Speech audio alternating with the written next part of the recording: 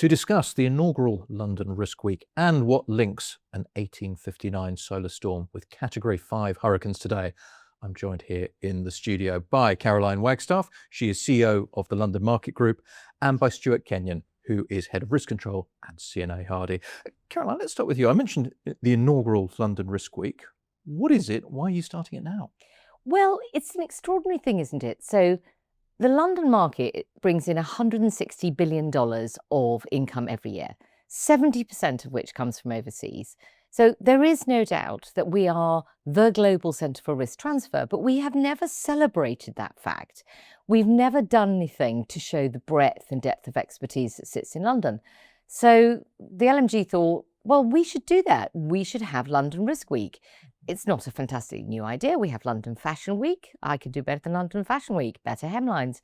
And so we decided this would be a great way to take 1 week of the year and to get everybody involved to showcase what they were doing. And we've got 52 companies. We've got 65 different events running across an incredible range of topics, including climate change, including AI, geopolitics. I mean, if there was ever a time when risk should be top of everyone's agenda, you only have to pick up a newspaper today to see where insurance fits in the news cycle.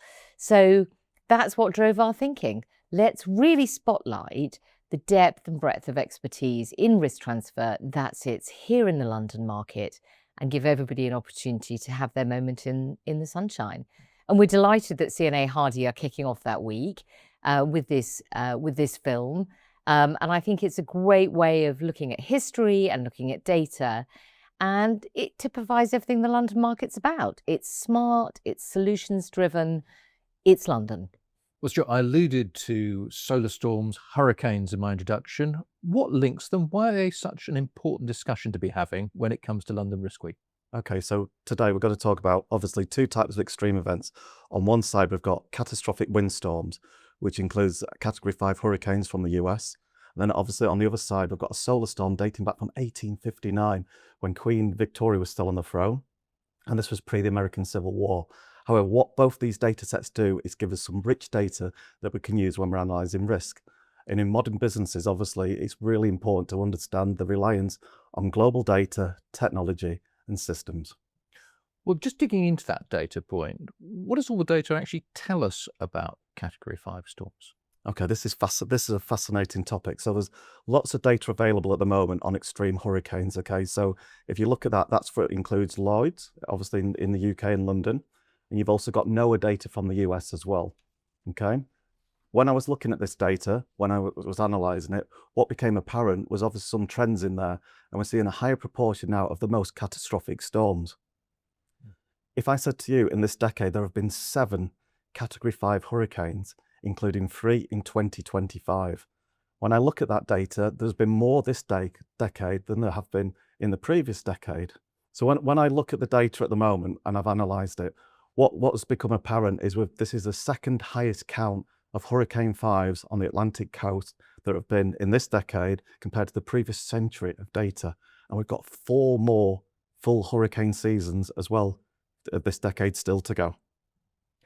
And what would you say are the biggest impacts that these storms have on business, even if you're not directly impacted by it? What's fascinating with this, obviously, you've got the areas that are impacted by the storms, where there could be significant physical damage, but you could also get damage as well in the areas around there, okay? And this could impact in terms of operations, for example, things like data centers. It could impact on ports. It could impact on warehouses. And what this does, this creates then issues for businesses in terms of potential delays in terms of manufacturing, delays in terms of being able to actually deliver goods as they need to be given to their customers at any particular time. And I think that's what we're kind of seeing. I mean, we talk about geopolitics, say supply chain issues. Yeah. Something happens in one part of the world and the consequences are felt all over the world. I mean, it's terrible if you're sitting in the Middle East, but you can be sitting anywhere in the world and you're not unaffected by what's going on over there. Well, I also wondered, Caroline, while Stuart was talking about 100 years of data and more Category 5 storms now than before, but is there a danger that a little data is a dangerous thing?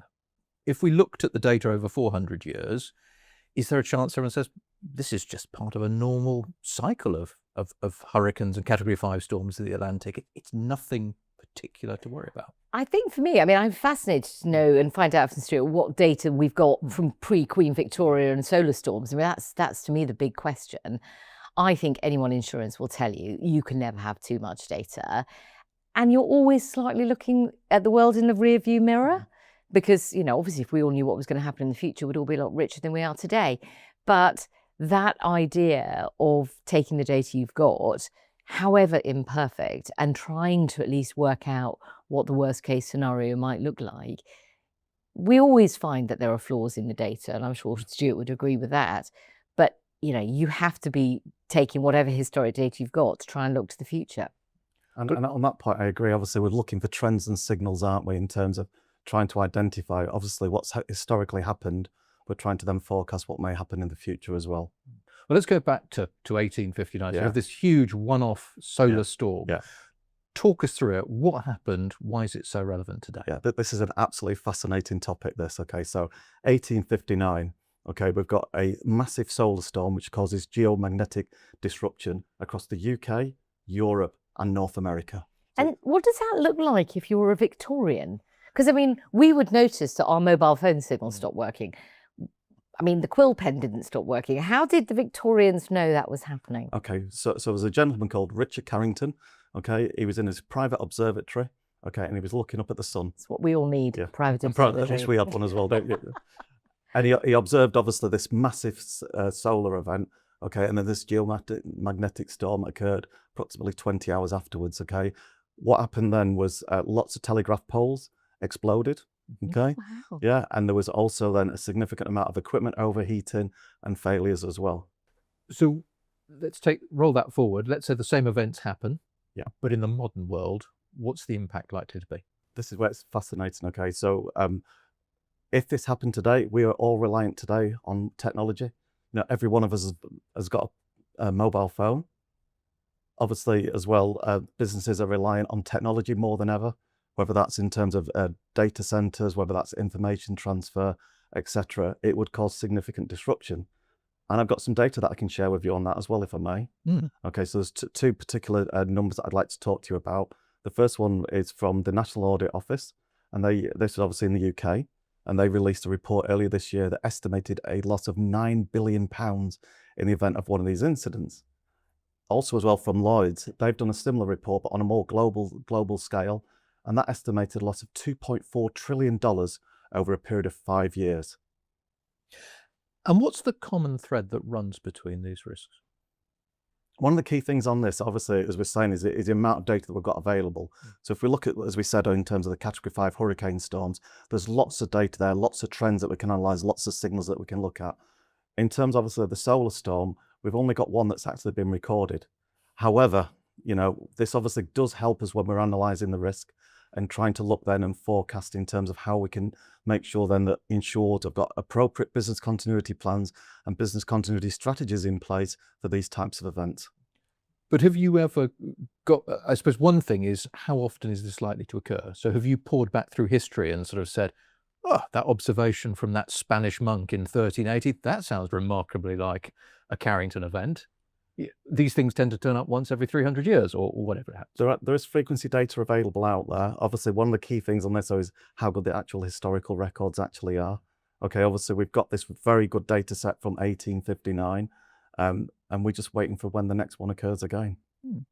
And does the NAO break down areas of particular vulnerability? Does that, in its very large number, £9 billion, £9 billion pounds worth of loss, does it kind of say, and we think most of that comes because, you know, nobody can communicate or nobody can buy anything, or, you know, does it give any guidance as to kind of where does the weight of risk lie? Well, that's one of the things that we actually do, and when we work with our insureds as well and our brokers, making sure then that they're aware in terms of what these events that could actually occur, and making sure then that if it does happen, what contingency plans they've actually got in place. So that's kind of different for everybody, really, I guess. It will be bespoke, obviously, to what they would need at that particular time. Yes. Yeah.